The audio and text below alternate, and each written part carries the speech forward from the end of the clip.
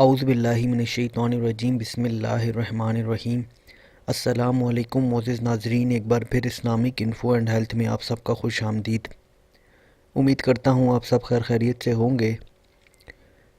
ناظرین، آج کا ہمارا ٹاپک ہے النافع پڑھنے کے فائدے۔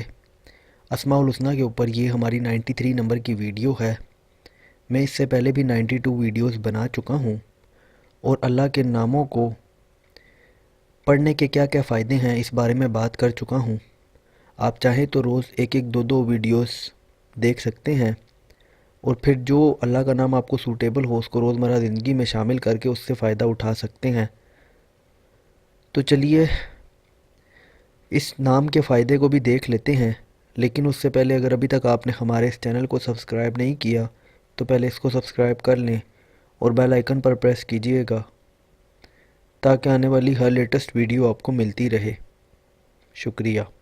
جو کوئی کشتی وغیرہ کی سواری میں سوار ہونے کے بعد یا نافع و کثرت سے پڑھتا رہے، انشاءاللہ تمام آفات سے محفوظ رہے گا۔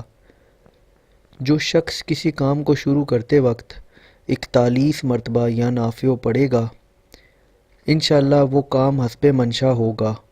جو شخص بیوی سے جمع کرتے وقت یہ اسم پہلے پڑھ لیا کرے تو انشاءاللہ اولاد صالحہ نصیب ہوگی۔ جو کوئی اس اسم کو پڑھ کر مریض پر دم کرے، انشاءاللہ وہ شفا پائے گا۔